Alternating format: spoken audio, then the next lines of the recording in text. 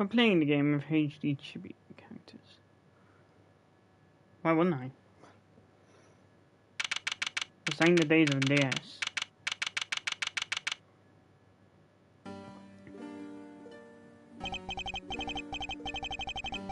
To make sure the defendant is found guilty. Whatever choice do I have? It's a joke. Oh wait.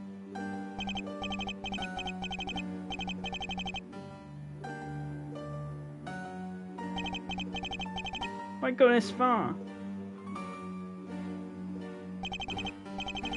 So, maybe it wasn't clear enough. But a guilty verdict is all that matters. No matter what the cost.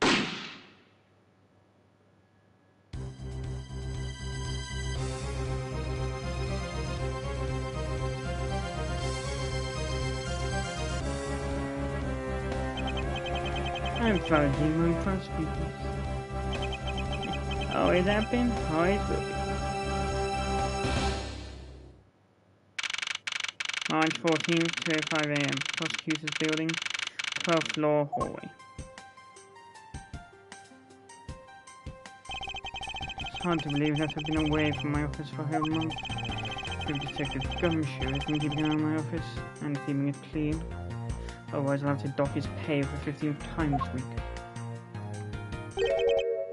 The door's unlocked. Detective Gumshoe? What's the smell? It smells familiar. Blood?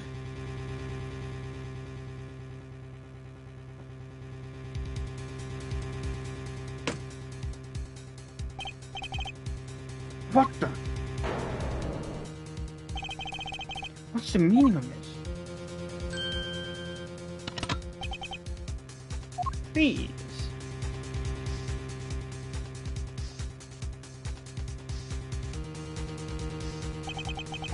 Identify yourself. Shut up. You've got some nerve committing murder in a prosecutor's office. Is that a threat? Let me make one thing very clear. What? No one gets away with committing murder in my office. No one.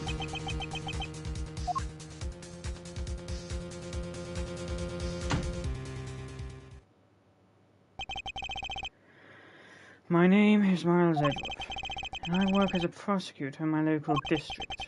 Little did I know that upon my return home after a month abroad, I would be thrusted into a multitude of cases in some very frantic and busy days.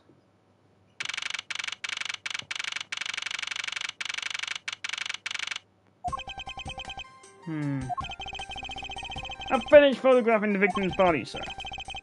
Very well, please continue your investigation.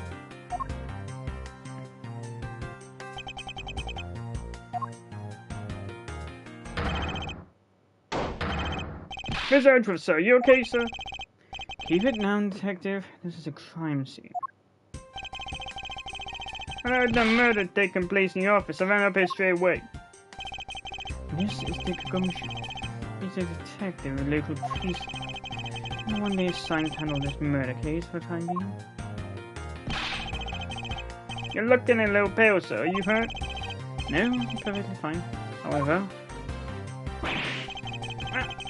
Look what they did to the office. It's totally trashed.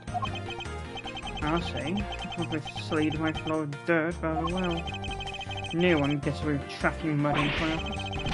Wow, sounds like you're getting really burned up over this whole thing. This crime was committed in my office, so it is my responsibility to solve it. Oh, that's just like you, Mr. Edgeworth. Okay, time to do some investigating. Agreed. Our first course of action is to gather relevant facts and needs. We must not overlook anything, no matter how small, if we have to find the truth. So I'll keep any needs or information we find etched in the forefront of my mind. Speaking of things that pique my curiosity, why of all places did the murder occur in my office? Is it really coincidence that the murder took place in my office? I had a nagging feeling this is something important to keep in mind. Yeah, I was wondering that myself, sir. I mean, you can't really say it's just a coincidence, can you? No, not really. Especially because of this. The key to your office? What do you mean, sir? If you think about it carefully and use that logic, it should become clear to you. Logic? By finding a connection between two pieces of information and connecting them, new information is born. That is the end result of using logic. So how do you use it? First, I recall the information we've gathered with... Yeah. Now, to recall the facts.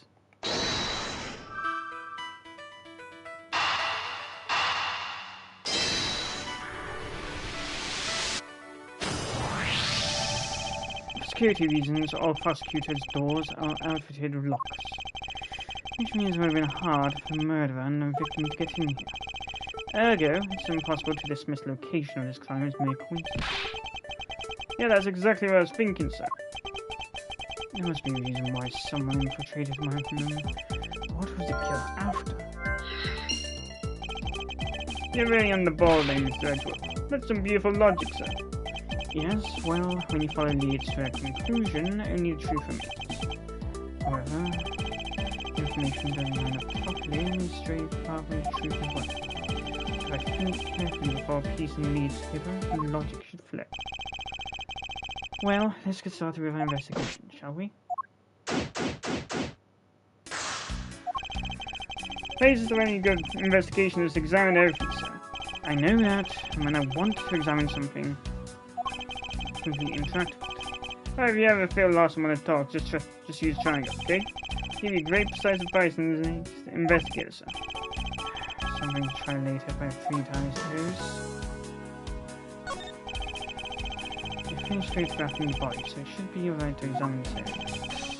I wouldn't lessen to have inspected every suspicious looking nook and cranny. Let's see. There's blood all over his lower abdominal. Looks like the bullet passed clean through his stomach areas. In other words, he was shot. Yep, and until the autopsy's done, I don't think we'll know much more than that. Here's how the body's sent to the morgue once they've done processing the crimes. You're gonna be okay with keeping track of the evidence we find, sir? Of course, this is the safest way I know to keep track of it all. Alright, you say so. I keep all the evidence I find either in or with my organizer. When I want to re-examine a piece, I have Professor R1 to have my organizer.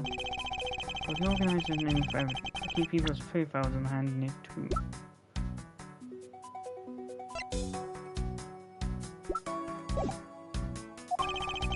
Probably a good idea to make a habit of checking the facts often.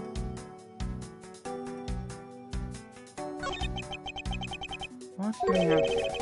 Yeah, I think I've seen one of those before. It's a police badge, detective. Oh hey, I have the exact same thing actually. What a coincidence. Let's take a look inside. Mr. Buddy Fay. It would appear that our victim is a detective, just like you.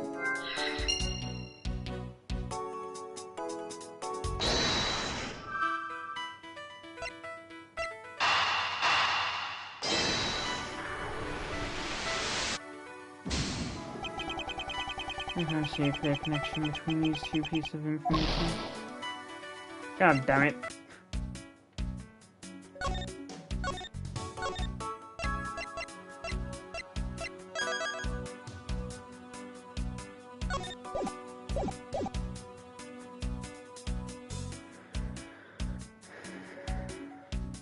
Oh, because the tutorial's over. I'm gonna question why I appeared now. Your files all over the floor, sir. They probably fell during the struggle between the victim and his killer.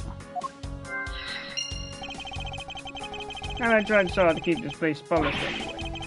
I mean, this just spent no time and effort putting pointers. I didn't recall ever asking you to clean my room. Well, I watered the flowers every day, just like you requested, sir. Just added cleaning to the list as well as a weekend special. For about half a day every Saturday, I'd come in and clean this place until it sparkled. Does he have a life?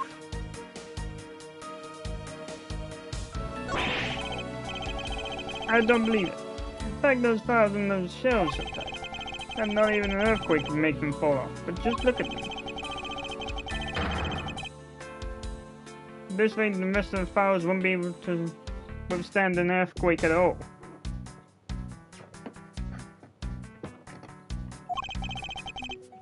Problem to be sure. Well, once the investigation is over, we'll put them back up on the shelf.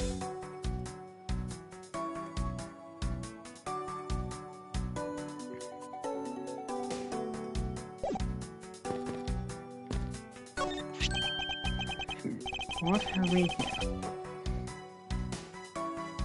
Could this perhaps be another weapon? So, it means the killer made no escape after disposing of their gun here.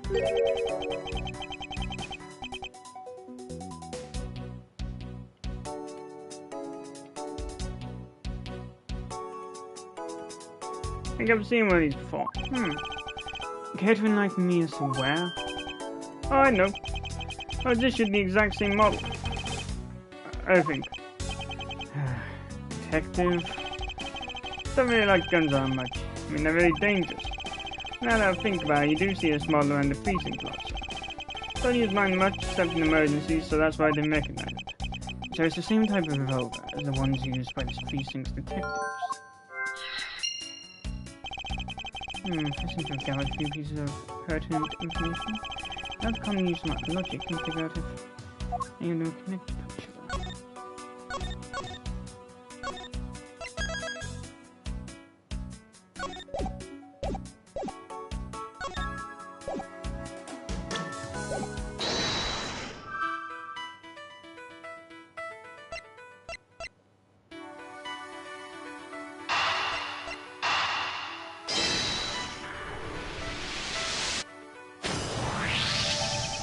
The revolver, the standard model used by detectives.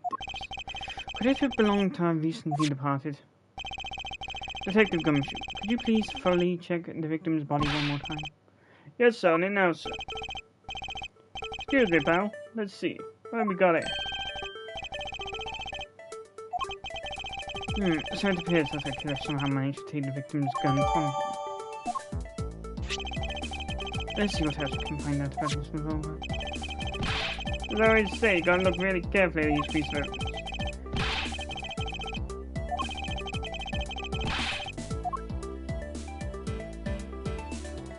Well done, maybe you do know how your eyes work after all. It looks like only one round was fired. Wow, so the killer killed the Vic with just one shot after wresting the gun from him? Sounds like the guy knew how to handle a gun, huh, Mr. Edgeworth? We have no proof for now, but that is a distinct possibility. I guess this is about all we're going to find out. We should send this place. Jim! Why, how could this have happened to a guy like you? Are you alright? Don't touch me! Leave me alone! Just let me be! Sorry, but I can't do that.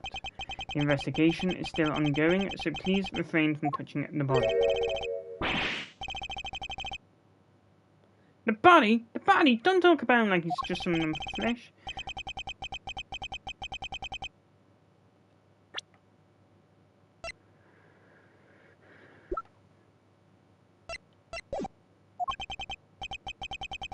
Sure. Just in a blood-stained suit, pal. Where are my manners? Aren't you that prosecutor? Why, yes, I am. I'm Jack Sportsman, prosecutor. Jimmy was my partner in crime, but I'm Miles Edgeworth, and like you, I am also prosecutor. Detective Dick Gumshoe, sir. Are you Miles Edgeworth? Yes, this is your office? Yes, that is correct. Hey, don't go around jumping to conclusions, pal. Just calm down.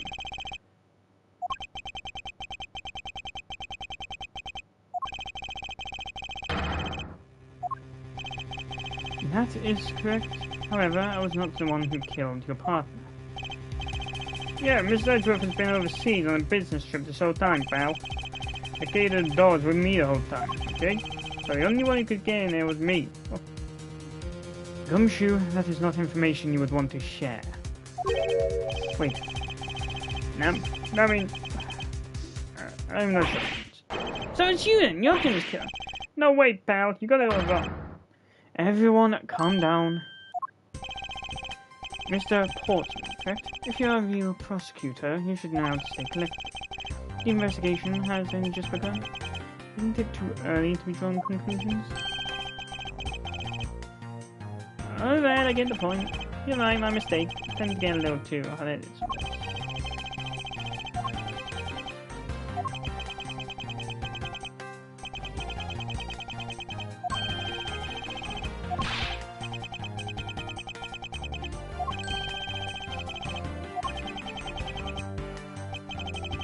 A pleasure to work for you.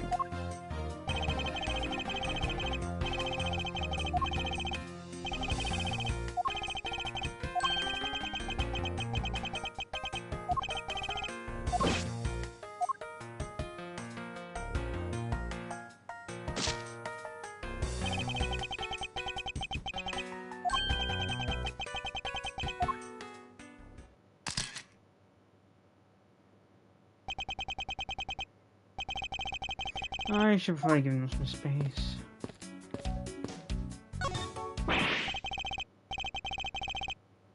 Your jacket, sir. What's it doing on the floor? Must have fallen off the wall when the killer tried to threaten me by running around. So the killer not only shot the victim, but they shot your jacket as well? They did shoot the ultra special jacket that you made your prosecutorial debut in. But it was loud. What if they had shot through it? Would have been a disaster. It's not worth getting worked up over, detective. Not when there's something more here. Like what? I take it you haven't noticed yet, detective? There is a giant contradiction right in front of us. Really? Did I say contradiction? Must be rubbing off on me. Starting to sound like him. I have my own methods and I will conduct this investigation my way. You've seen the phony contradicts a piece of evidence, something seems off. That's where my deductive skills come into play. First, I have to find a spot that shows a contradiction. This is it. This bullet shows where the contradiction lies. When I spot something that's off, I should point my cursor. And when I have found sufficient proof to the contradiction, I point. And this is how I do things. Eureka! This bullet hole is a contradiction. What do you mean, sir? As I mentioned, 2 shots were fired in this room.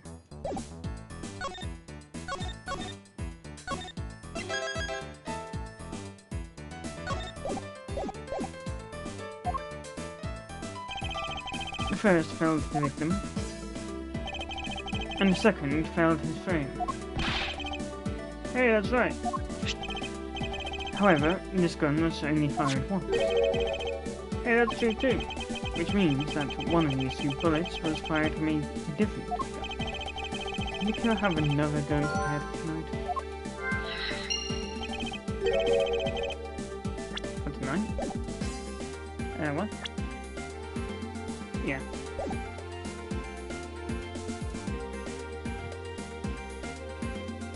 God damn, I've seen the bloopers too much.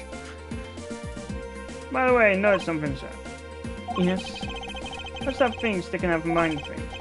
Ah, no. It's a secret safe. A secret safe? Oh, it's no money. I'll spare us the trouble and just say it. Nothing like what you're imagining is inside. Now, if you could kindly move this frame out of the way. Roger that. I suppose that's what happens when I'm not here to dust it once in a while. I had no idea it was a safe, I'd have kept it clean for you. When did you put this thing in? It wasn't something I had installed personally. Every prosecutor's office has one. Really? I had no idea.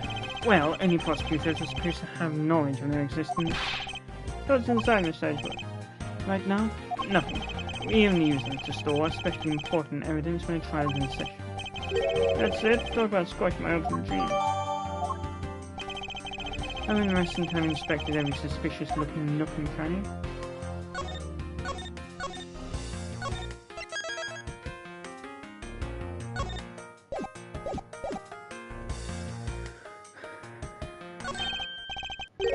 Now this is odd.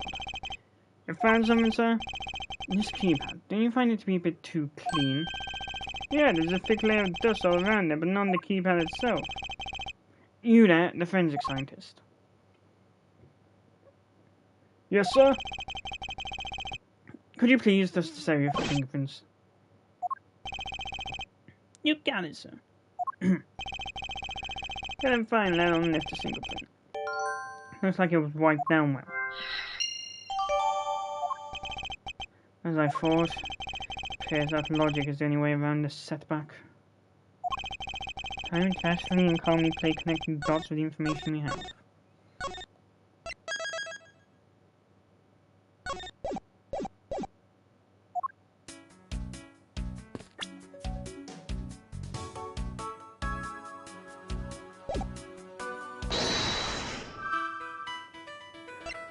The killer's goal wiped.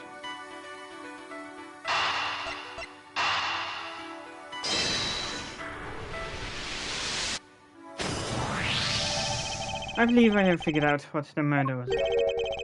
Well, what is it, sir? The fact that the safe was wiped clean of fingerprints suggests that the criminal had at least attempted to open my safe, making the culprit's motive for breaking and entering theft, I believe. I wonder if knowing that's the motive behind this breaking was theft changes what your pieces of information can tell you about this crime.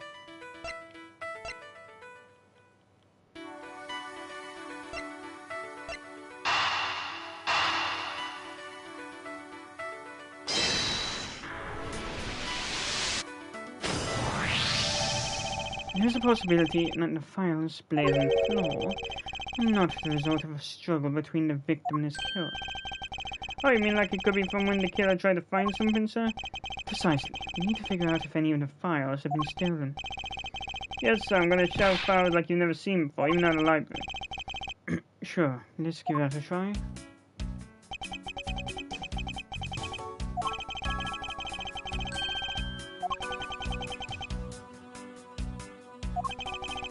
No matter how much we lament, the dead will not come back to life.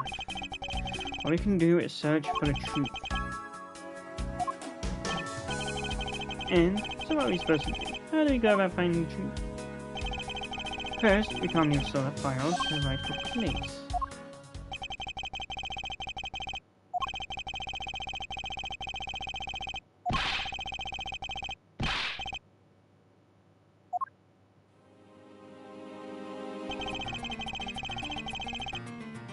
It would appear that the murder was definitely committed here. And the bloodstains on the bookshelf are still fresh.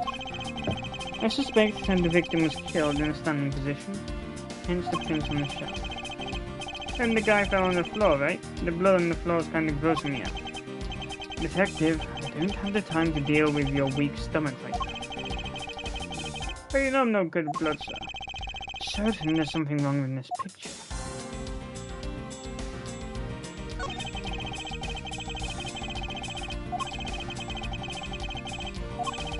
A, B, C, D, E, F, G, H.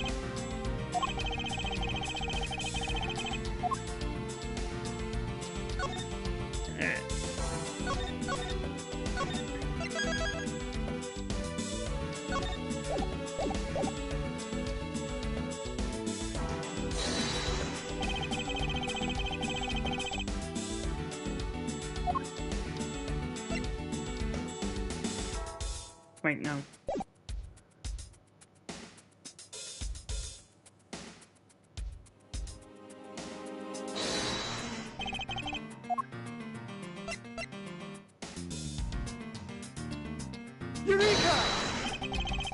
This is clearly where the contradiction lies. Don't really see what's so wrong with that. You don't understand? You see, therein lies the contradiction. God damn it. I was on about the bullet.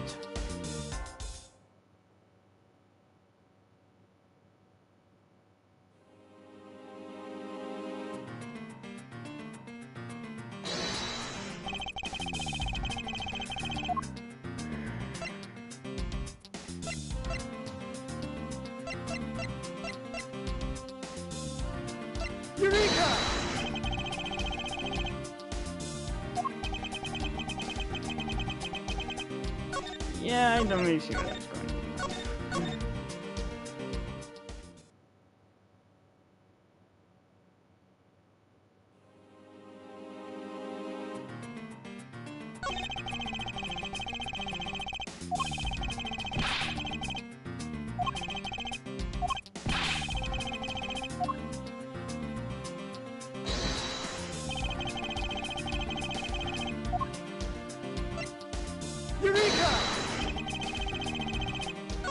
Nope.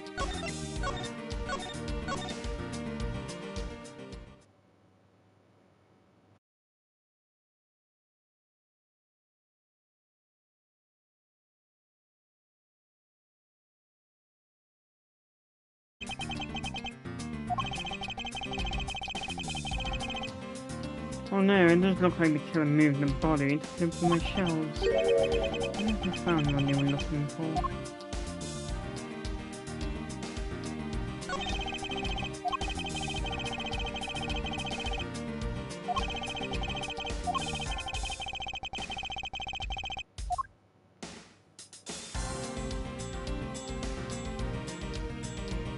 C, D, F, G, H.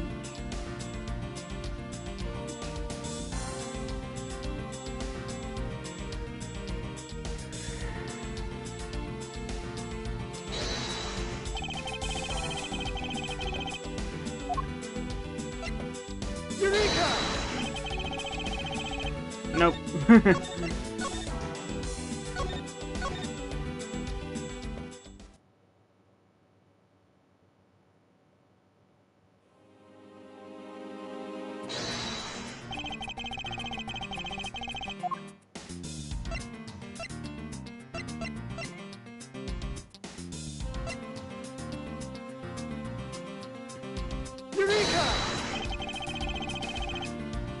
Nope.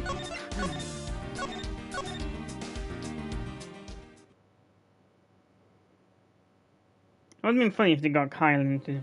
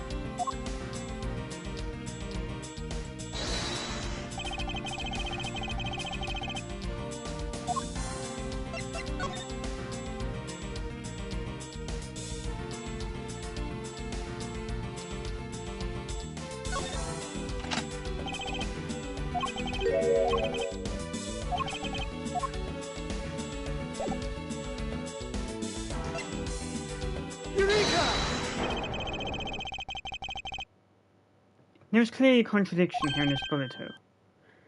What do you mean, sir? You didn't see? Quite simply, the bullet hole itself is too low. The victim was shot in the stomach, the hole should be much higher up. What if the guy was shot while he was sitting or lying down, sir? That would be logical. The victim leaned against this shelf here after being shot, which suggests that he was standing when he was shot. And that means... Wait, what does that mean, sir? It means you need to use your brain every once in a while instead of mine, detective. In any case, it means someone made a faulty assumption. Because from this mistake, there's a current contradiction in form.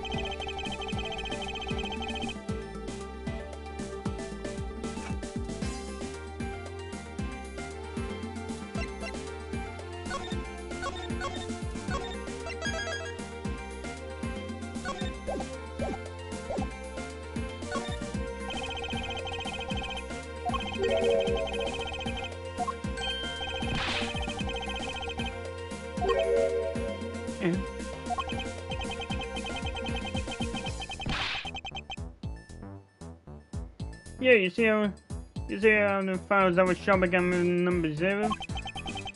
What I was doing all the way down there. Actually, the way they are organized now is correct. They're exactly as I see them in my mind's eye. But the numbers are out of order. And those white binders are special, so they are arranged differently. But from this, we know that the files are not in this order when the crime occurred. So that's it. And I believe the killer made the same incorrect assumption as usual.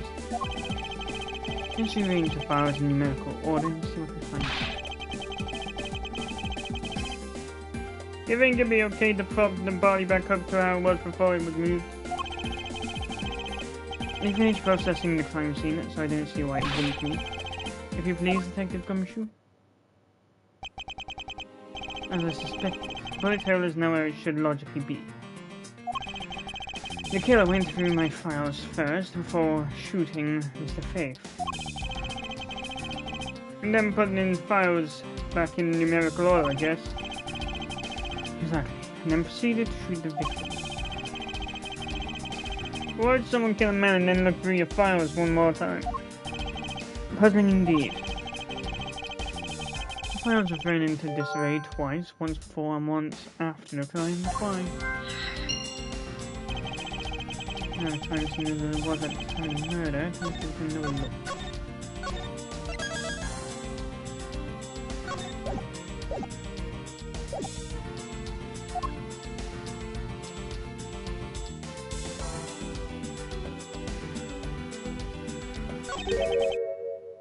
This?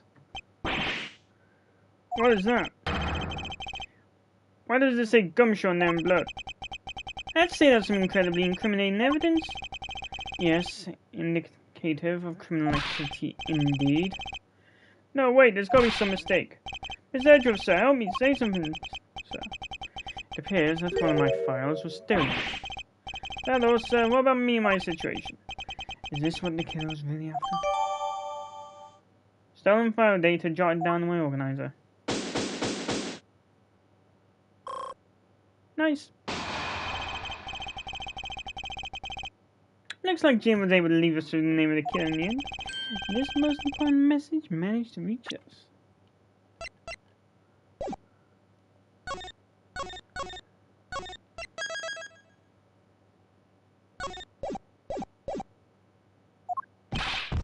I'm telling you, it wasn't me.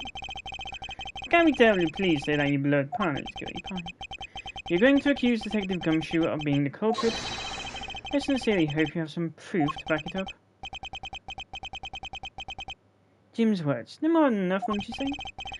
If that's how you want to play it, then at least allow me to understand your reasoning.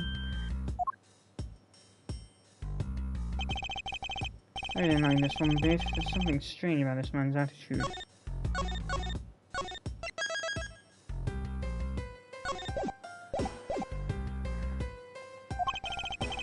And there must be some sort of flaw to his logic waiting for me to dig out.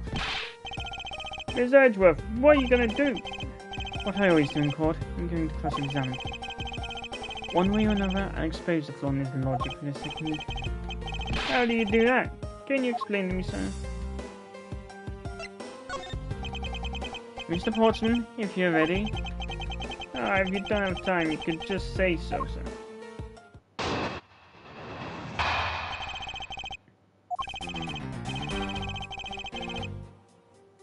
Detective Gumshoe, you stole Jim's gun from him and shot him dead.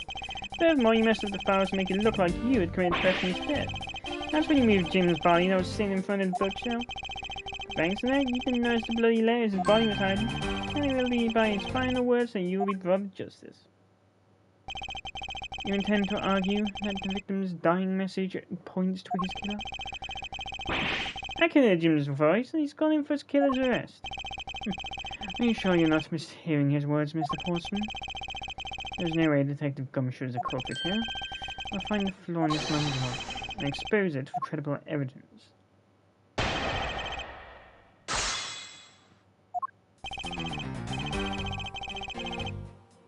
Hold it! You know, there's something I've been meaning to ask. What is it? Why do you call the victim Jim? And clearly his name is Buddy Faith. Since it's obvious, Jim is the perfect name for my companion. Jux and Jim. Don't those two names go together like peanut butter and jelly? But Jim ain't even close to the guy's real name. Well, Jux and Buddy just saying his absent. Besides, he was afraid of a bunch of guys that decided to nickname Jim. He talks like a victim, like he was his pet.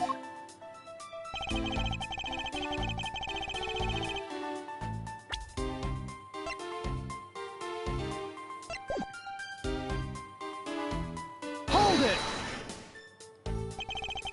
Do you really think it was necessary to dishevel my shelves twice, do you? That's true. Okay, then maybe his real intent was theft. Yeah, you accusing me of stealing something from Mr. Edgeworth. It's a possibility. Maybe your salary's been cut so much and life's getting a little too rough to handle. I already know that I eat 3 square meals every day, pal. Okay, so all 3 of them happen to be instant noodles, but... Whole thing, why don't you prosecute you were paired up with? And what a motive, no?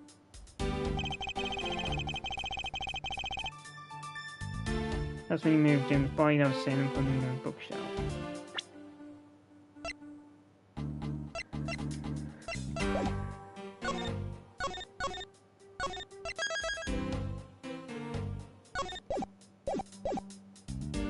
Present. Objection!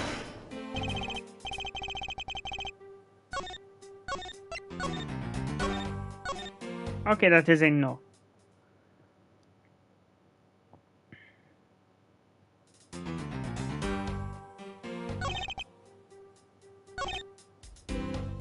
Hold it! And why would Detective Gumshoe do such a thing? Because the value was getting in his way? He had to mess up your bookshelf somehow, right? Anyway...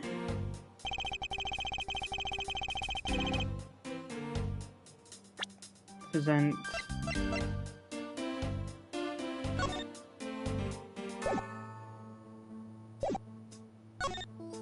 What, the fact there's a missing book?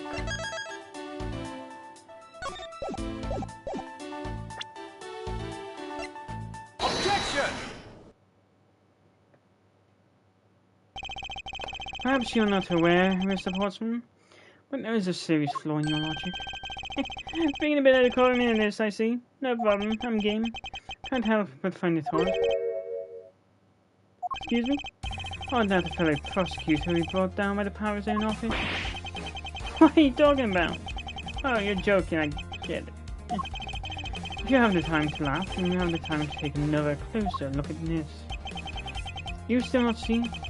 If not, may I redirect your attention to the missing file? What? That's impossible!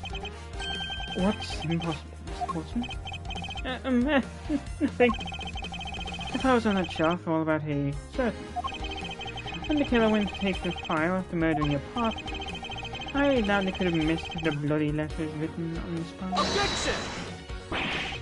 It's possible that they could have taken the file before committing the murder. I think it's pretty obvious that the file was stolen after it was written. Missing letters and the detective's name where the file should be. Yeah, I mean the S is gone and there's only half a H. If Detective Gumshoe really was the culprit of this case, I highly doubt that even he could overlook his own name written in blood on the file. Especially as a detective who can't stand the sight of blood. Which means what exactly? What does that mean? What does that make this time message? It makes it the work of a criminal intent on tampering with the crime scene. And so low, I can't believe the criminal tried to pin this whole thing on me. Gotta get him, sir. You'll see. You're gonna have him in the rest of the note. Well, Mr. Portsman? Brilliant! Absolutely splendid! Logic deserving of Olympic gold. I appreciate the praise, but it doesn't change the fact that your reasoning is flawed. You win some and you lose some. That's how life goes. Glad everyone's so cheery, even though I feel more dead than alive. But you know, really is a shame. I really didn't want to have to bring this up, however. What is it this time? You still after me, pal? Humor me for a second. Who owns the key to this office? That would be me. But Mr. Edgeworth just proved I'm innocent, pal.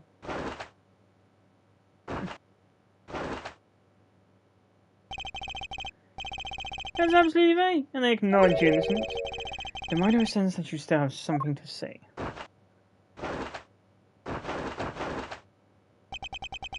Well, I was thinking, did you know there is one other person with a key to this office?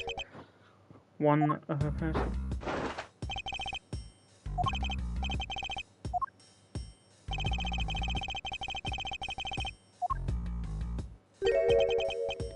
Lady.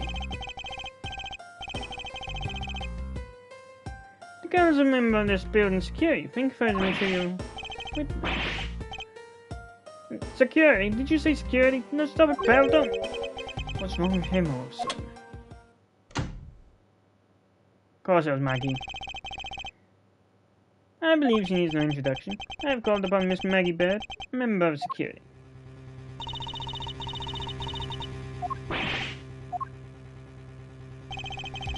Miss Bird is the security guard on watch tonight.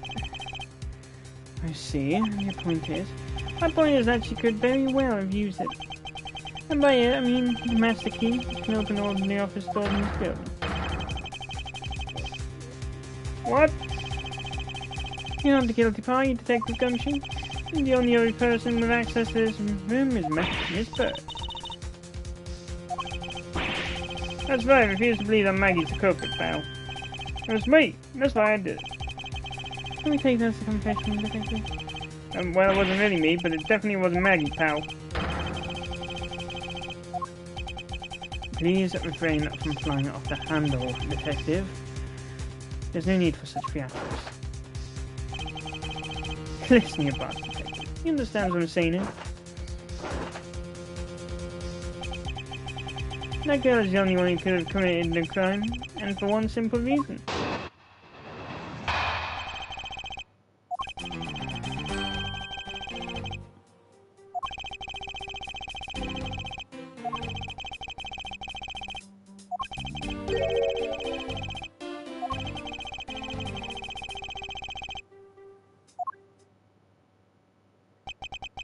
So you're saying she used the master key? Incredibly incriminating evidence when you say. That's what you claimed about the evidence earlier as well. That was then, this is now. The flow of a good match always changes during the rally. It's all about your reflexes and reaction time, especially for an athlete like me. I wonder if there was anyone else other than Miss Bird who could have used the master key.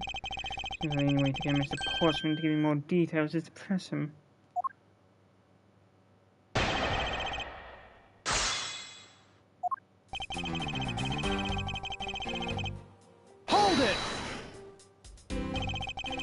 Are you sure Miss Bird is the only member of security who could have used the master key? There's only one person on staff at this time of night, and tonight she's it. Isn't that right, Miss Bird? That's true. Yeah. Wasn't able to. What's that supposed to mean? Yes, moving on. I need to get sidetracked by something unrelated. What do you mean unrelated? I want to hear what she has to say, pal. You can't really trust her not to tell lies. Plus, I hate wasting time. Should I hear Miss Bird out? Ask him what he says. Not so fast. I, too, am interested in hearing what Miss Bird has to say. Did I just say we wasted time? We don't need her lies. I'll be the judge of that. Miss Bird, if you please. What do you mean by missing?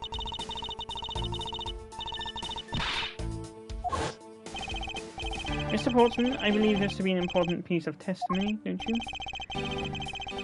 I can't believe that someone like you will be taken in by such work. Objection! If that's the case, then I'd like to know why you have the master key now.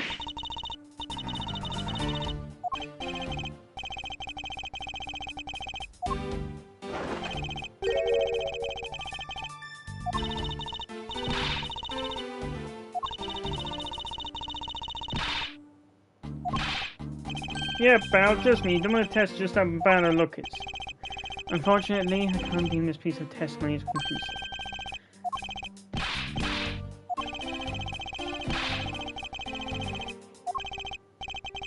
Motive. Then we only established that step. I mean, the culprit clearly went through the bookshelves and at least trying to save. This is what Mr. Portsman says, Detective. Don't ignore the fact that all the evidence points towards a motive of theft. But I'm done taking blows. Time to counterattack with a few facts of my own.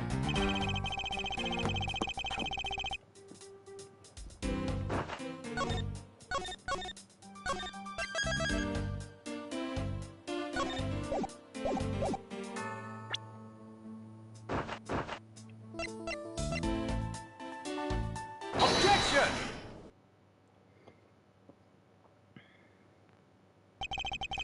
Do you wish to continue insisting that Miss Bird was set on stealing something? Why not? It's the truth, after all. But also by your logic, now we came to the whole thievery conclusion anyway. That may be, but you must also be aware of the fact that the safe is a secret safe, the existence of which is only privy to prosecutors. I find it a little hard to believe that our hidden safe was a part of a cunning plan. But she could have found it by accident while she was turning everything else upside down. I hide that. I say the culprit knew exactly what they were looking for. After all, only the bookshelf and the safe were targeted.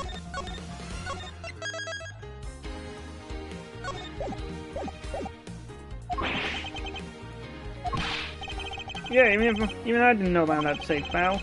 That means there's no way Maggie could have known about it either. Yeah, but mate, you don't exactly have brains. Are you proposing that the killer is the prosecutor? Interesting conclusion. That's definitely looking more and more probable.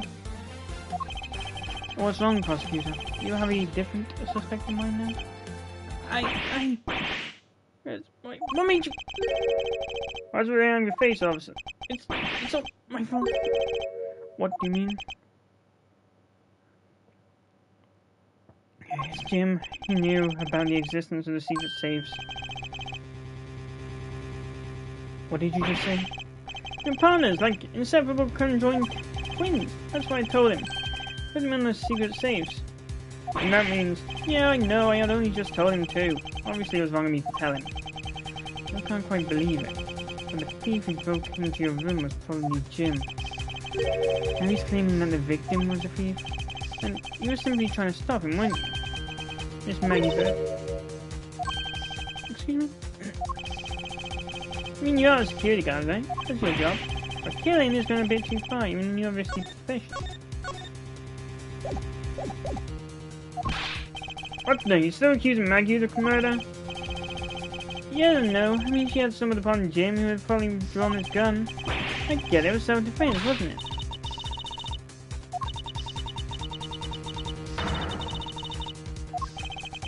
Because even if he was a thief, he would have never had a key to this office. Which is precisely why he had to steal it, wouldn't you say? It was Jim who stole the master key.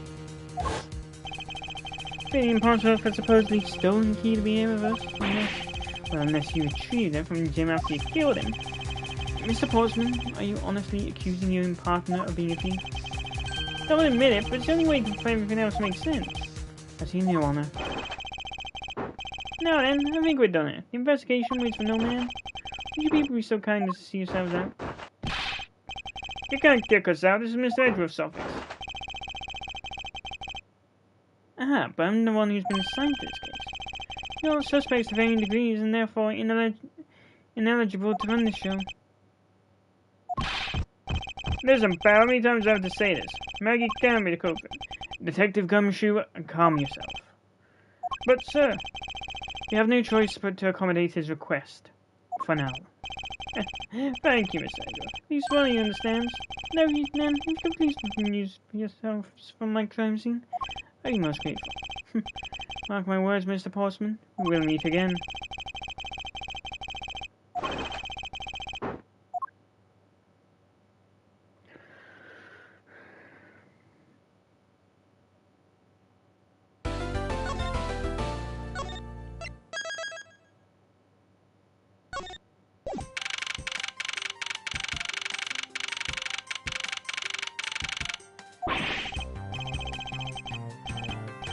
What's with that, prosecutor? Can't believe how rude he was. It was unbelievable. Please maintain your professionalism, detective. Gotta find some real solid evidence proving Maggie's innocence. You'll see, sir. So then, what now? Do not despair, Miss Bird. We can overcome this as well. There are many other places and things we should be looking into.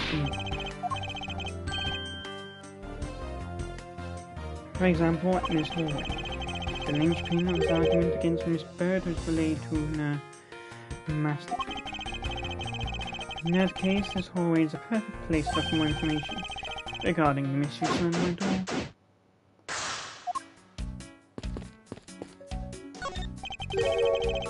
What is a basketball doing? That's Mr. Potts' prized possessions. He also plays soccer, dodgeball, and even tennis. And not a single one of those sports is suitable to be played in a hallway. Are you fucking kidding me? Looks like you're in quite the pinch, Mr. Edgeworth. To be sure, murder within the walls of the prosecutor's office is no trifling matter. We must find, apprehend, and punish the killer accordingly post haste. Sounds like a messy case on your hands. You ever feel lost and need some advice? My door's always open. How gracious, I will keep you off in mind. Where's this guy again? Who is this guy again? This office. 1203. 12. Hey Maggie, whose room is this again? Is Mr. Portsman, sir? So he's my new neighbour. Suppose he moved in while I was away overseas. What is a basketball hoop to me? Hey, didn't this used to be just outside next to the building a long time ago? So when and why was it moved indoors? Don't remember exactly, but I saw one of the officers drag it up here recently. Drag it? Heard that it wouldn't fit in the elevator, so the poor guy had to bring it himself. All the way up to the 12th floor.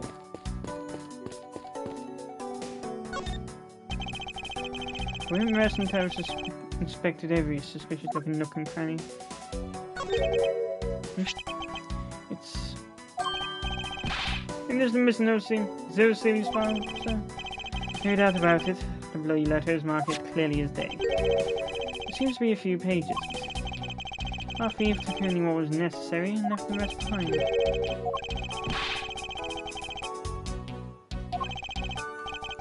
Not particularly, it's just a collection of court case files. However, the cases within these files are not much.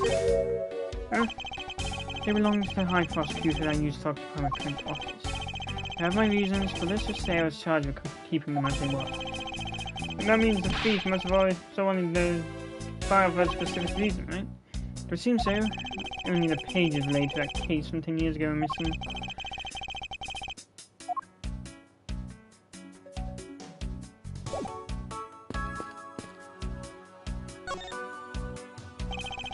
I was wondering if I may speak with you for a bit concerning this case.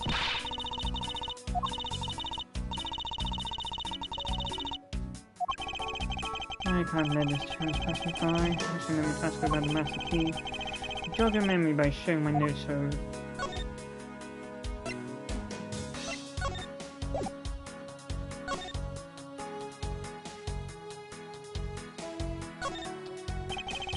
It's the master key to every office in the building. Well done. So when did you discover that the master key was missing?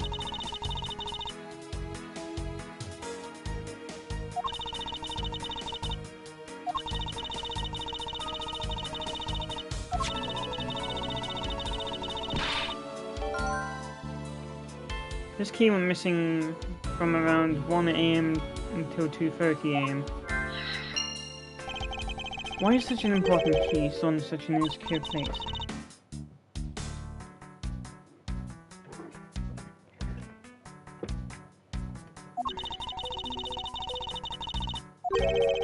Always, you say? Except for this time, correct?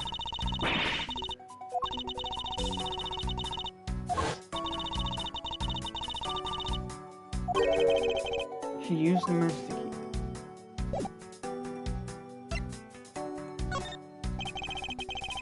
What did you mean by you used the master key?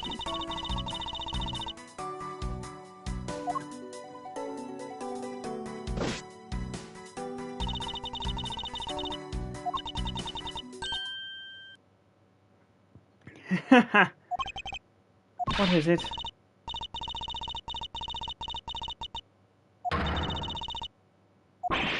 What? Please tell me more, Miss Bird. Quickly.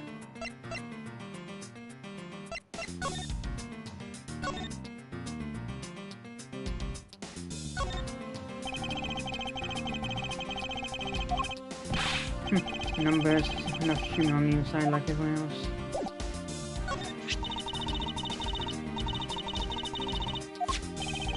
Interesting. Despite all the appearances, she seems to be more than coming to.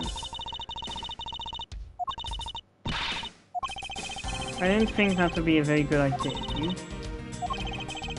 Second thought, it's actually on the same level.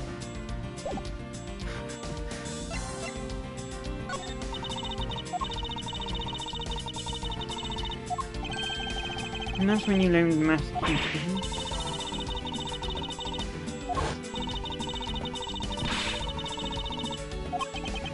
I see. And then what happened after that?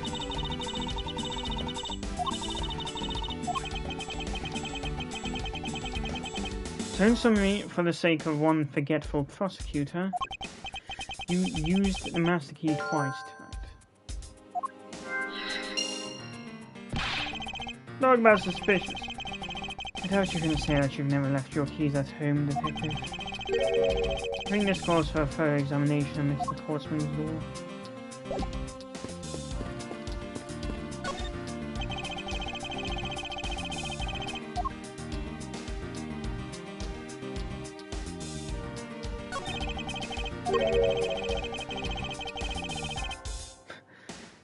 But the old credit card trick wouldn't work here. Oh, Miss Edgewood. This is the office of a High Prosecutor, Detective.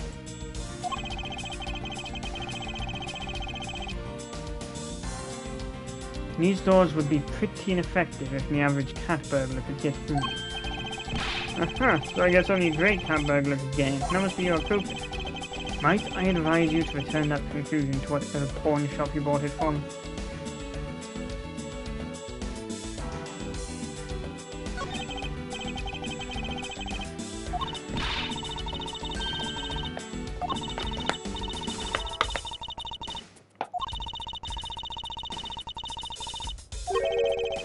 So why was Mr. Portsman so particular about getting me 1202? Not sure.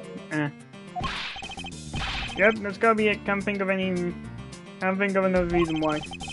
I can think of at least 3. I've been wasting time thinking about this.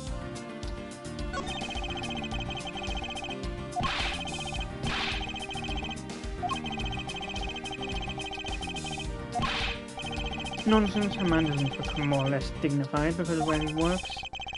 But he still seems more dignified than Mr. Payne. Mr. Payne? I suppose custodial work can also be dignified. Hell no!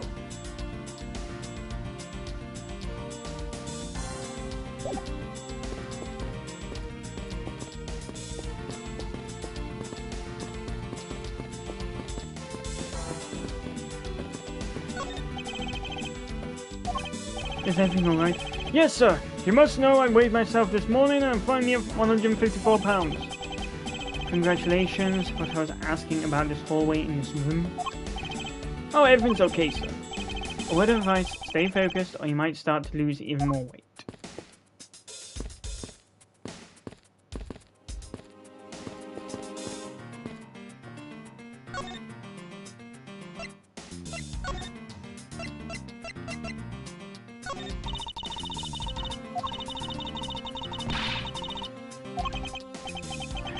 I'm talking for another gumshoe.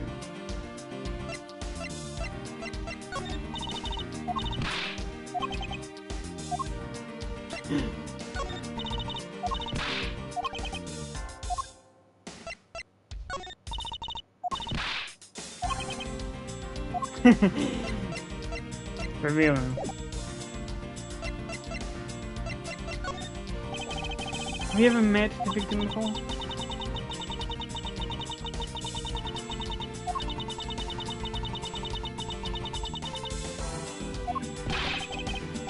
That sounds like fun. Just once I'd love to play with it. Sounds fun. The only person ever taking a shot with Mr. Portsman.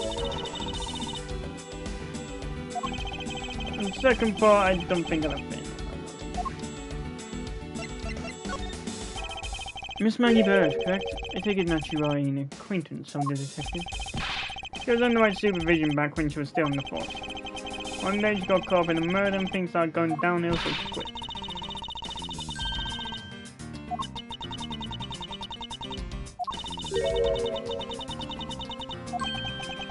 You got caught up in this whirlwind of a case, correct?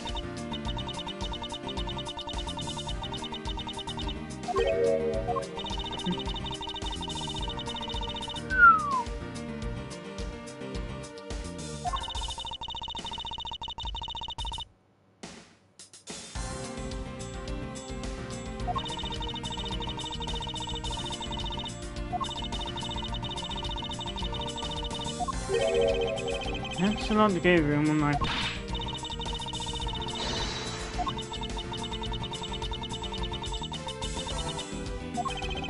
You don't need to worry about me, nor do you need to worry about yourself.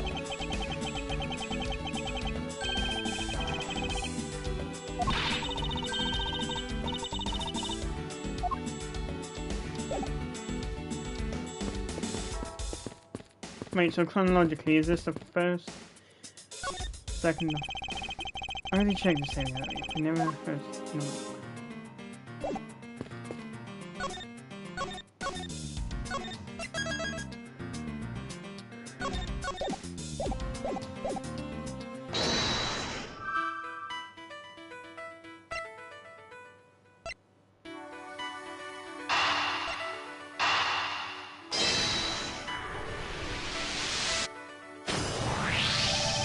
Miss Bird, I'm afraid there's a flaw in your story.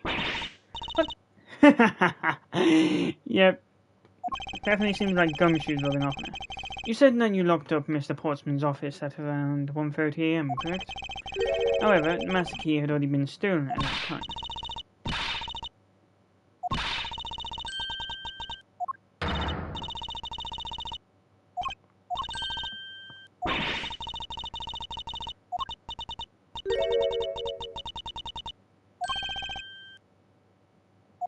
You pretended? So in actuality you never did relock the door then?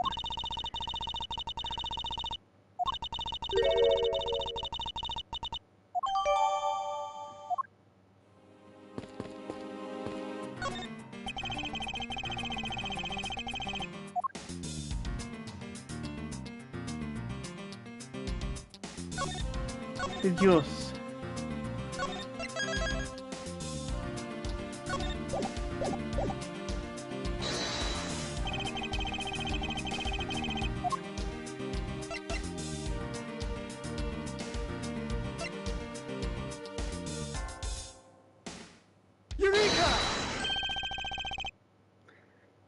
There's a contradiction here between reality and the evidence.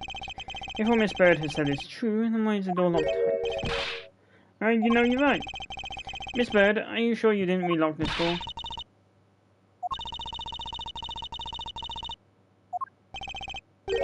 Which means what, sir? It either means that he actually does have the key to his office, or that the door Miss Bird opened wasn't this one at all, but a completely different one. He opened a different door? How can you prove that?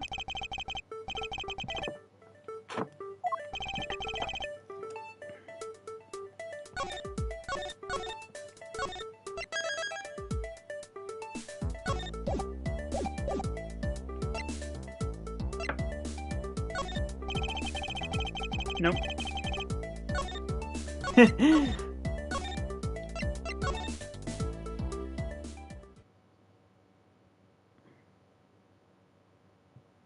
Don't need a reminder that I'm a top tier defense. Prints on the doorknob? The prints on the doorknob will tell us everything. Hey you, yeah you pal, do us a favor and see what you can lift from this, okay? What did you find out?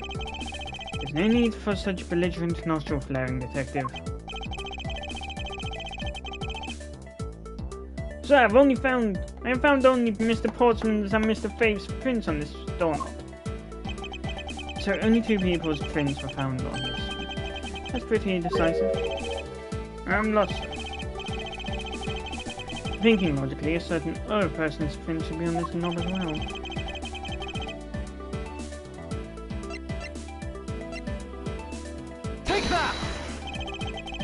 Don't you find it odd that the principal person who knocked this door absent? You mean, yes, the door that Miss Bird opened could not have been this one?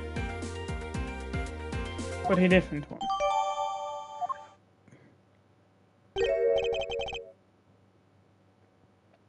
What have we here?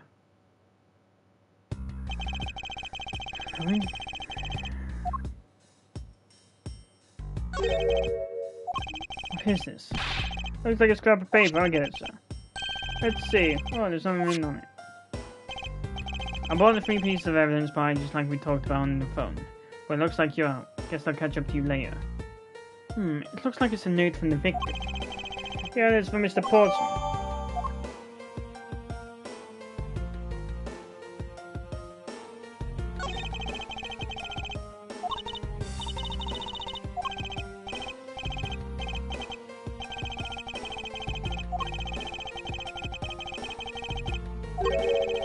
That isn't the point you should be focusing on, detective. You're right, sir. Now I know what I should be focusing on. Bad, Mr. Portsmouth. Someone should teach you the cleaning stories of how to do them. I think we've reached the end of this conversation.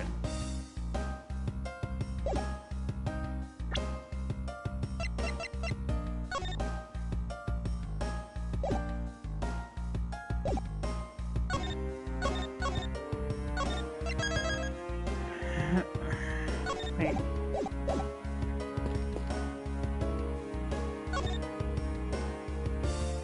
Present.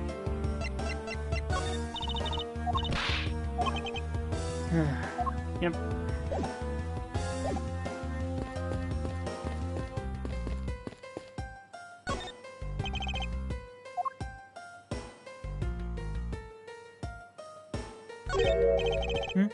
What's this?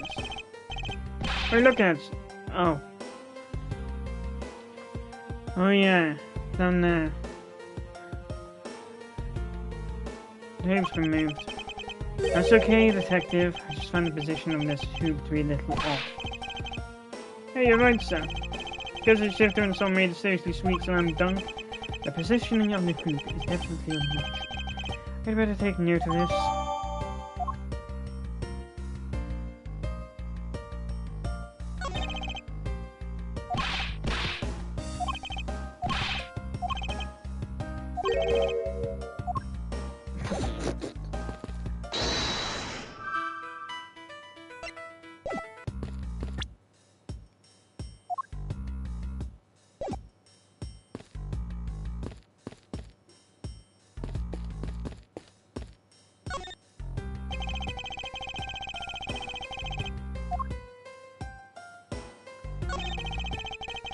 I don't see any signs of force entry.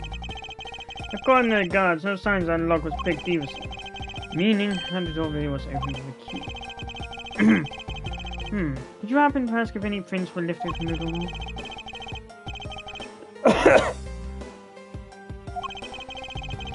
Whoever this thief is, he did a good job of not leaving any clues behind. Investigation complete. Poking around in this hallway has actually paid off quite handsomely. Huh? How so, sir? In a variety of different ways. I think it's time we had a little chat. The real culprit of this place. As long as my logic is sound, yes. The mastermind of this murder is not only Portsmouth. I knew it! That's exactly what my logic senses were telling me too. I suspect it was him from the instant he accused Maggie being the killer, sir. That is anything but logical. Lady and gentleman, prepare yourselves. From what may sound to knock on true story.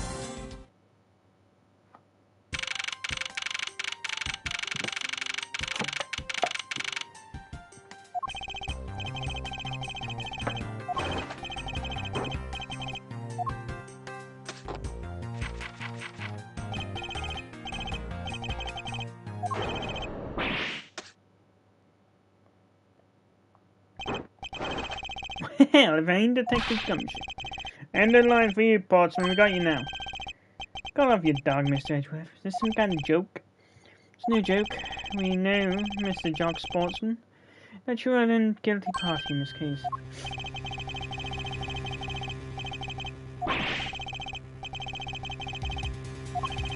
You intend to hide your crime under the guise of a prosecutor doing your job?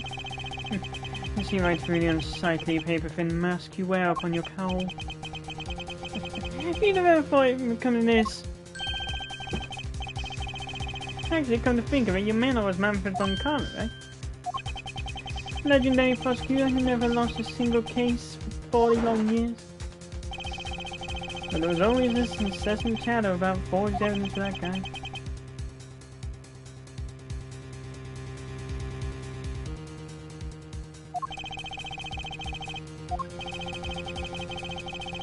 Are you done trying to play mind games with me? Because they won't work. The only thing you should be using that mouth of yours for now is explaining yourself. Well, that too will only dig your hole deeper. Either way, your game is up.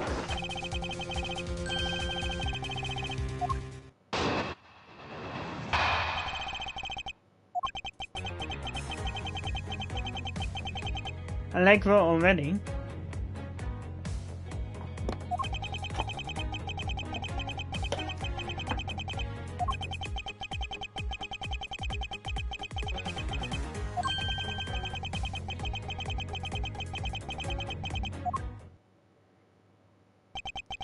Sorry, but we are not finished yet.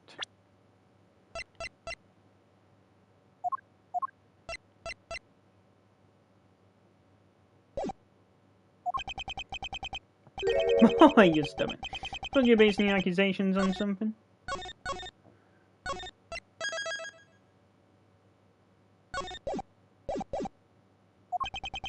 I'll show you what I'm basing my accusation on, with evidence.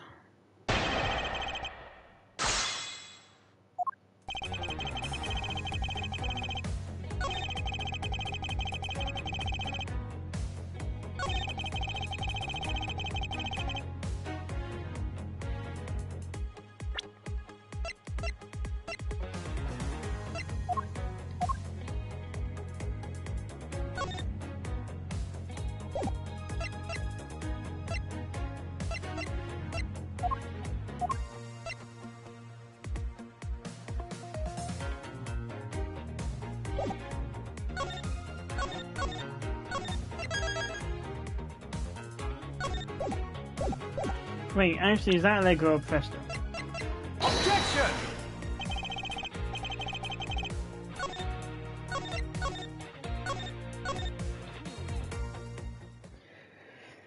Because in the investigations games, there's 3 types of cross Objection! examination. Moderato, which is the standard. Allegro, getting to the truth. And presto, the tempo going up. I believe you were able to open my office door with no master key. Objection! Wait. Hold on for a sec. I laid a finger on that key, as you already know. Precisely, you were able to open my door without lifting a single finger. Well, maybe you did, but only to direct. That's right, you used your finger to direct this person to open my door with a key. Take that! You had asked Miss Bird to open your own office door for you, yes? Yeah, I kind of forgot my key at home. Happens all too often for my taste, you know? But the room you had Miss Bird open at that time was not your own, was it?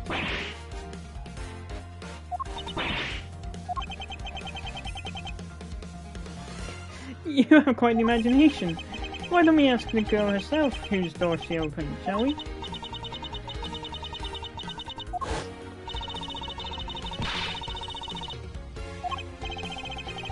See, Miss Bird backs up my story.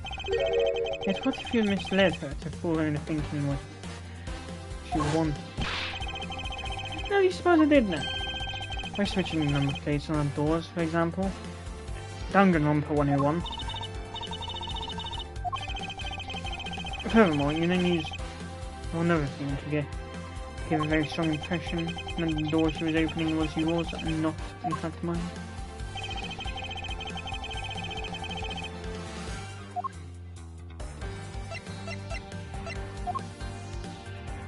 Take that! It's quite a peculiar fixture in the hallway, let alone a hallway in this room. which is why it left an unusually strong impression on you. It's an object perfectly suited to sit just outside the office of a peculiar prosecutor.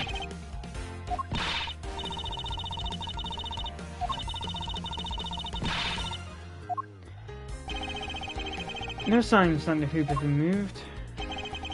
Just sit in front of my office, to be sure. I see, so that's how you throw suspicion on people. Thanks for the tip, but I think your conjecture is a little off the racetrack.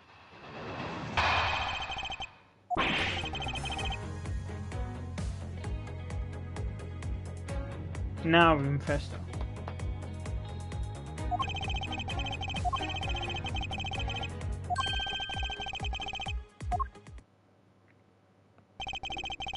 So he intends to claim his innocence to the end, does he?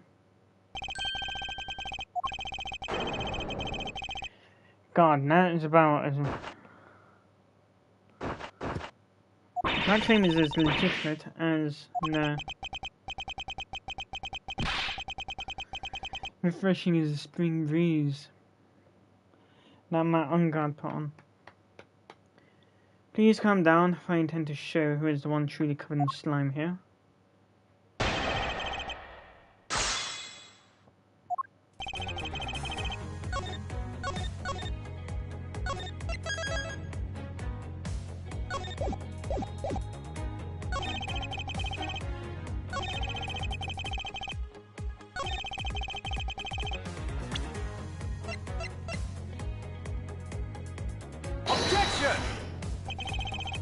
Nope.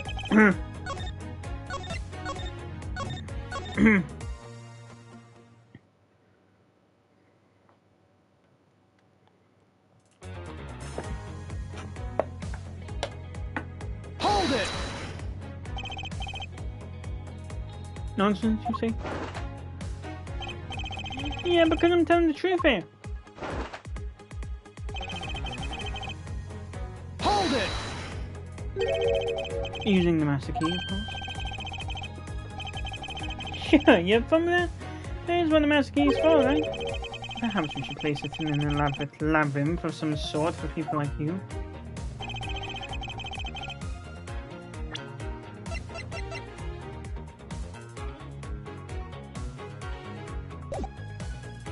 Wait, I think this is it. Objection!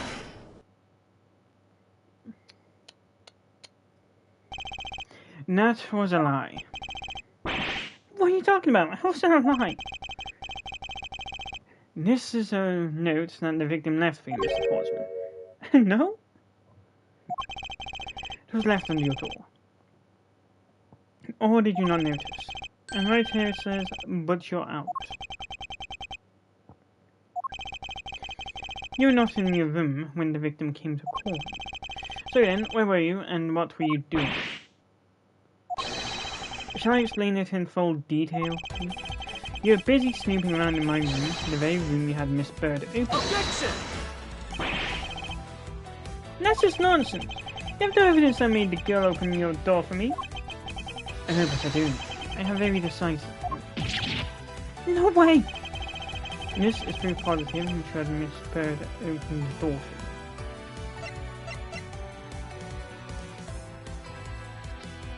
Take that! I had your door dusted for you. My door? What door? Come on, I bet you didn't find anything. You sure good at wasting time? You're right, I didn't find it.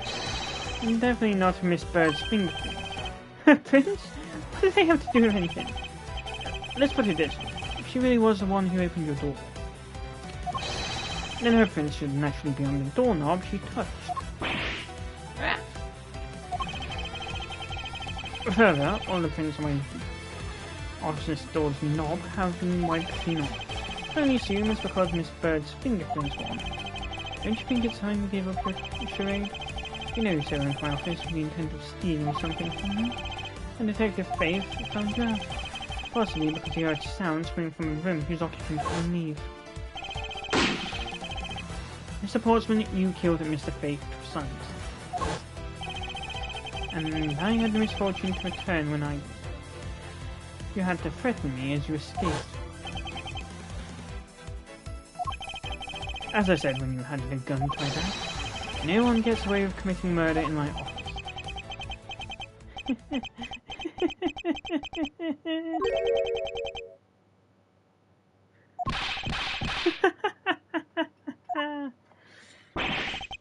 And just what's so funny, Pat? Well, that look of stiff seriousness on the face of this office finest prosecutor. He makes a huge mistake in accusing me is simply too much to bear. There's just nothing else like it in the world. What?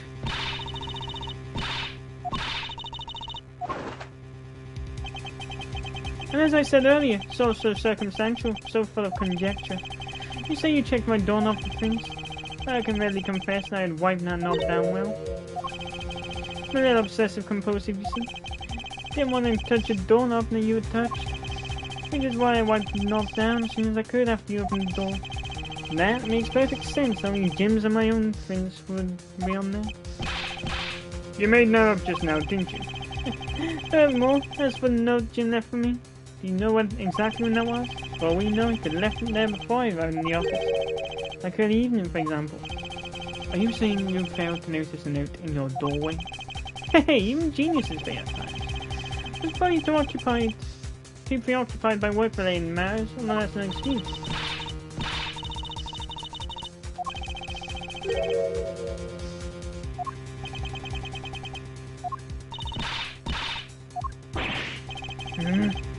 Watson makes a good point. Can't feel I didn't simply overlook it.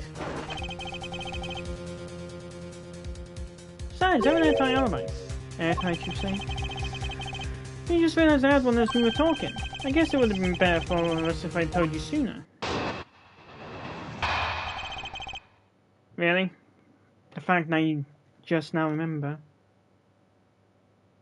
Pretty much makes it sound like you're blown out of your ass.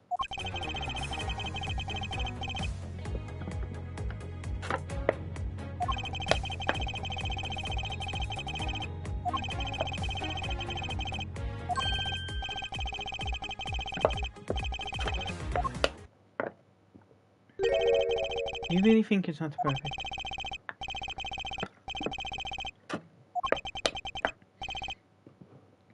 Detective Gumshoe. Sorry, yes sir, go check out his alibi, sir. Be right back. Miss Edgeworth, sir, I think we're in trouble. It's just like Mr. Portsman said. Guys on Criminal Affairs said they saw him around 2 AM. You see? Well, the evidence points to him being the culprit. There must be a contradictory point in his alibi somewhere.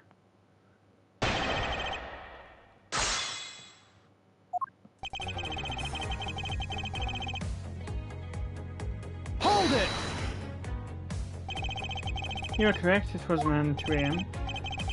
You sure? It's very important to me that you're on the spot with the time. I remember checking my watch and then making a mistake it was 2. Oh, giving testimony like a pro. Okay, so you came back to your office at 2. Hold it! It is as you say, however. Yes, however, you're the only one who claims to have bumped into the culprit. But tell me, did you see the person's face? Was it me who you saw? It was pitch black, so I couldn't actually see. Oh, come now, I'm sure you saw something. Try a little harder, why don't you? Beginning to feel like I'm the one being interrogated here.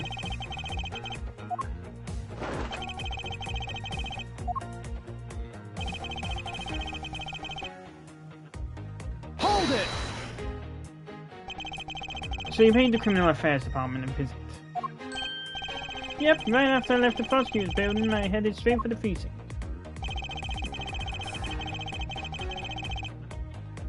Hold it! Well, we did go and ask around to confirm your testimony.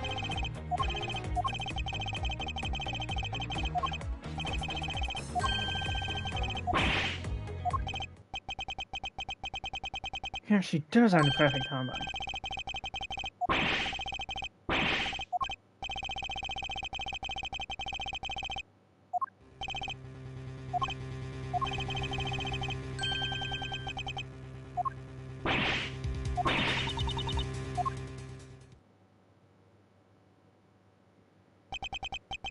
Is there nothing I can do? Must be a way to turn the situation around. If I only had a clue. There is something that can help me cast doubt on his alibi. I need to calmly think this through one more time, and with logic.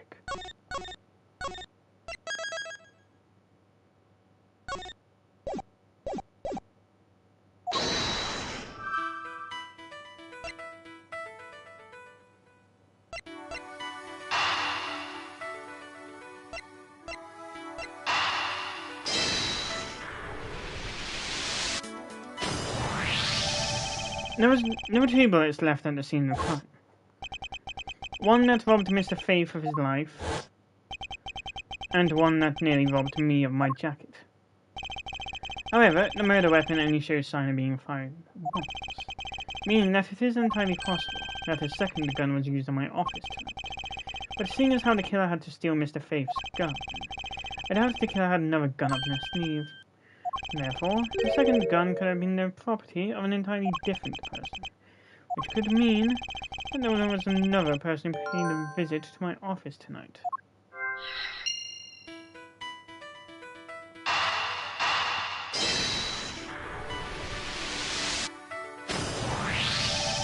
Supposing there was yet another visitor tonight, that would also resolve the issue of why my shelves were appended twice. We know that the shelves were disturbed once before and after the murder, so it shouldn't be much of a stretch to think that it was the work of two different people. Once by the person who stole the victim's gun and then killed him with it, and once again after the murder by a second culprit, who was the owner of the second gun. We suppose that the second culprit's gun was the one that was pointed at my back. Objection! Mr. Portsman, it seems I need to amend my assumptions regarding this case. Hey, so you find some new senses. So what are you saying? This has been a big misunderstanding on my part from the start. I assumed that the person I ran into was the killer, but that may not be the case. What do you mean? The person I ran into was just your average thief. A thief? But, sir, doesn't that cause some sort of contradiction in the facts? Not at all. It simply means that the killer was someone else. Which means that in actuality, two culprits stole into my office tonight. What do you mean two? It explains both why my shelves were disturbed twice and how there were two guns. Mr. Portsman tricked Miss Bird and gained entrance into my office. Now you're just leading the argument. You still don't have any actual proof, you know? If you could please go along with my hypothetical scenario for now, Mr. Portsman. In the end, if you really are innocent, you should have nothing to worry about. No, returning to my scenario, Mr. Portsman was out to steal something from me, which is why he checked my secret safe and ransacked my shelves. And this is the first time. So then this will be when the files are put back in the wrong order, right? Correct, and then just when he was about to look somewhere else, he should walk in with his own partner, Mr. Faith. But why did Mr. Faith come in the office? He probably had business with Mr. Portsman, which is why he was in the area. But that's when he noticed sounds coming from my office. This would be my guess.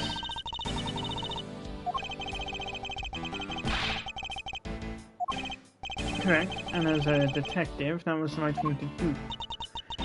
But when he came in, he found his own partner. Because it was Mr. Portsman, Mr. Faithfully let his guard down. But Mr. Portsman was not so merciful as to let him leave alive. He waited for a chance and stole Mr. Faith's gun from him, and then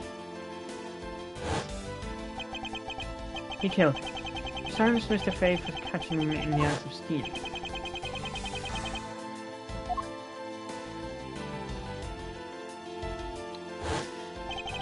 This was the moment in which the first shot was fired, the one that landed in my files.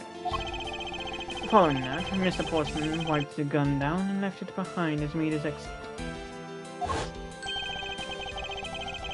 He could afford to do that because he had also left the fake diamonds behind. You're such a complicated troublemaker, you know it? Well, if things were as simple as that, then all would be solved. However, there was yet another visitor to my room, and this is where it gets complicated. There was another? Visitor? Yes, and this other person's objective was also to steal something. Now then, even after Mr. Portsman left, the door to my office remained unlocked. However, this new visitor had no way of knowing that, and so they stole the master key from the security guard's room, and then entered my room and searched through my shelves. This was the second time they were disturbed, and it seems the thief found their prize. Correct, only just as the thief was about to leave in the fire, I appeared. The thief then threatened me with their own gun and made their escape. The second bullet was fired during that brief encounter. So the shells getting messed up twice, and the 2 bullets. Was all because 2 different people doing those things at 2 different times? Precisely. So now do you see, Mr. Portsman? The person I met was just a thief and was not in fact Mr. Faith's killer. Your alibi for the time frame in which I ran into your person is now irrelevant. Because we now know that the murder took place during the first visit.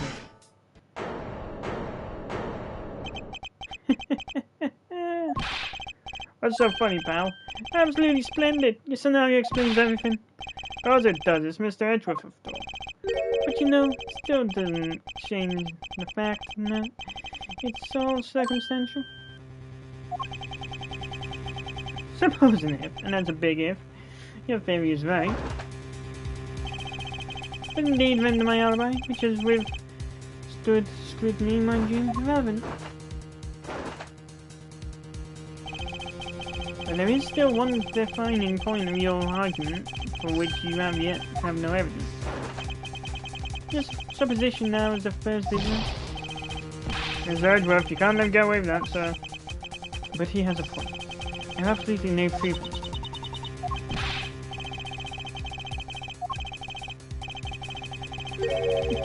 You know something?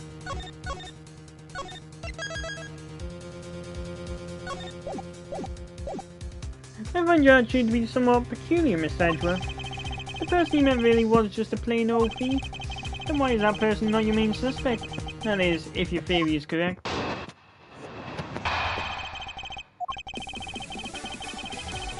Nope, this is Presto. You can tell from the jazz.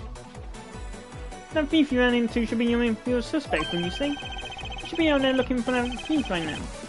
It might still be nearby. I hate to repeat myself, but as I've already said, I was trained in my room. When Jim came to deliver some evidence to me, I was down at a criminal affair. So I can't be expected to know what happened around here after I left. So you think we should be out there looking for the thief? Of course, now isn't the time to be having these dead-end discussions. I don't think it's all dead-end. I find your alibi to be fascinating. Let's continue where we left off, shall we? I know he's lying. I knew he was here on the scene of the crime. I just have to find a way to prove it.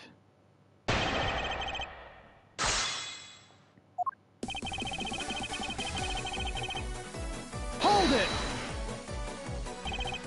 Actually, no, I wouldn't. Why not? That's elementary. A dying message, of course. Danganronpa 101. Have you played that game, Mr. Portsman? Mr. Faith's killer very clearly left those letters on the spines of his files.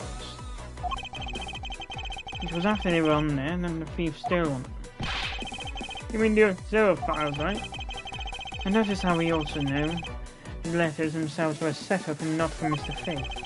If the thief was a killer, do you think they would try to undermine themselves?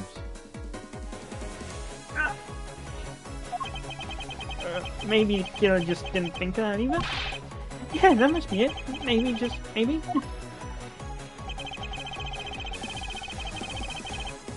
Hold it! Once escaped, I highly doubt a thief would linger nearby. You never know. Maybe they didn't get what they were really after. Oh, you talk like you know quite a bit about this thief. It's nothing like that. I have no idea about anything at all. Hold it! But according to Mr. Faith's notes... Hold on, I thought we were playing that up.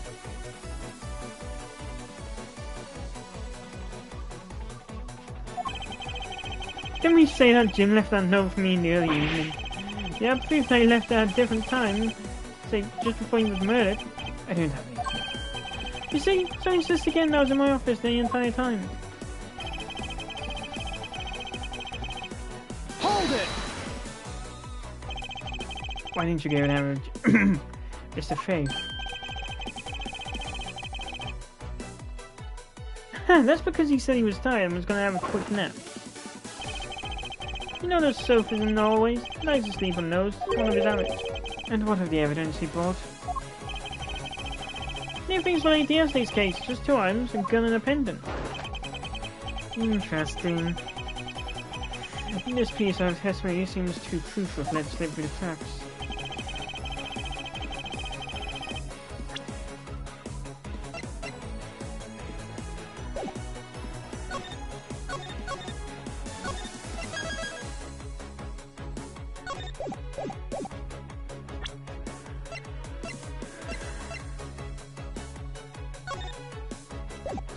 Objection!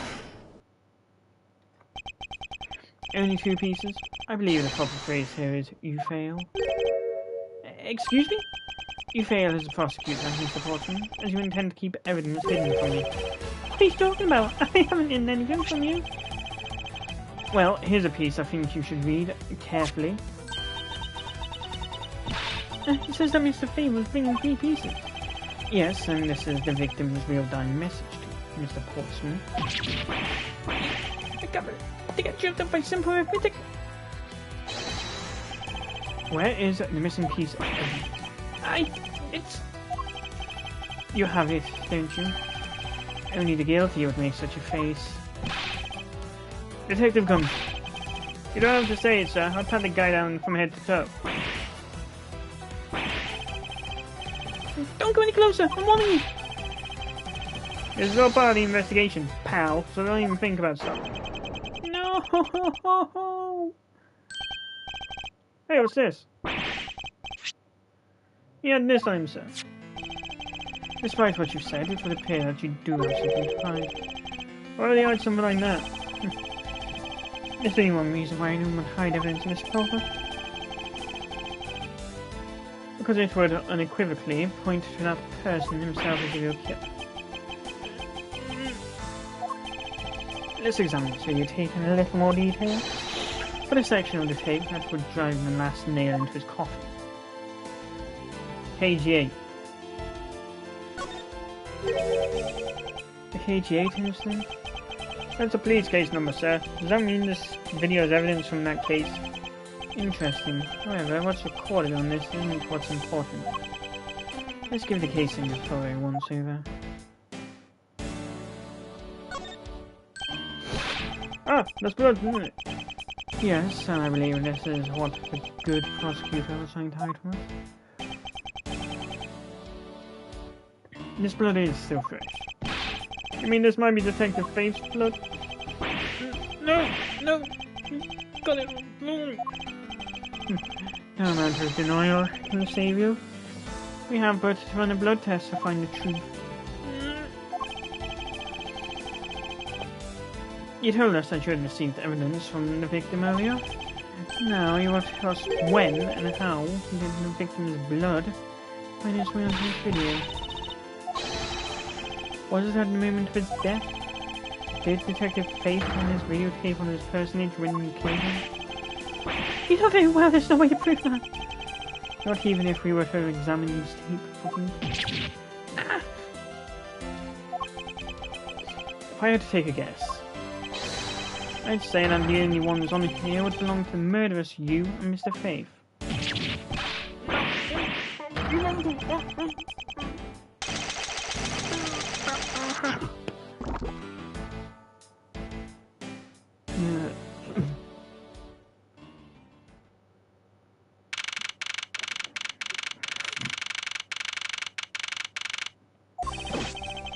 Mr. Portsmouth has been placed under arrest for the murder of Detective Buddy Faith, sir. Very good. And the results we got back from lab techs on the tape turned out to be real solid. The blood work came back and it was definitely Mr. Faith's blood. As a bonus, they were also able to lift a few of Mr. Faith's fingerprints as well.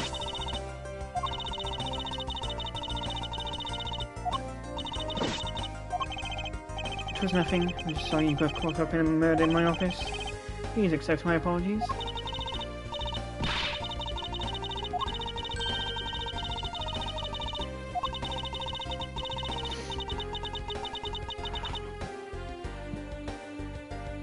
Burglary. I thought that was Kane they were referring to when they said burglar to start with.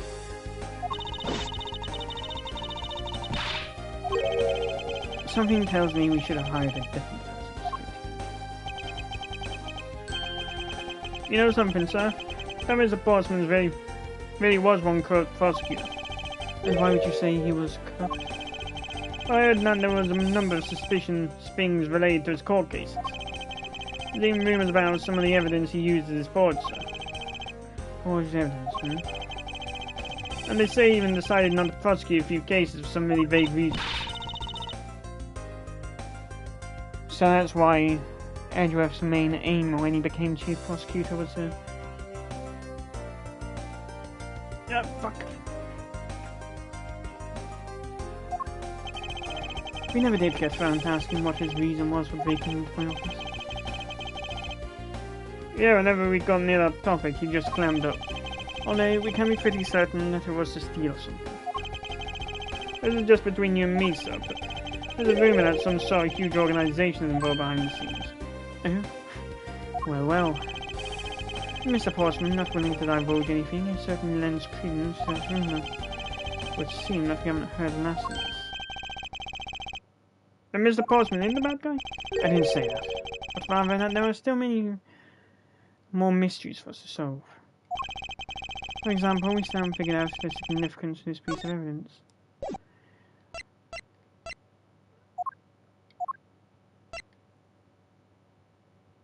Take that! The person who stole this file, the other villain of the night. I wonder who it was, and what happened to the stolen pages. I wonder, who in the world was it that held me up at gunpoint? Mr. Edgeworth, sir! Yes? Came across this while I was processing the office earlier, sir. In this card.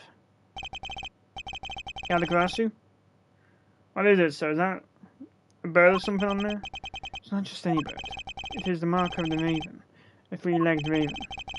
Even you should know what this is, detective. Oh, it's about that thing, isn't it? That great thief everyone's talking about.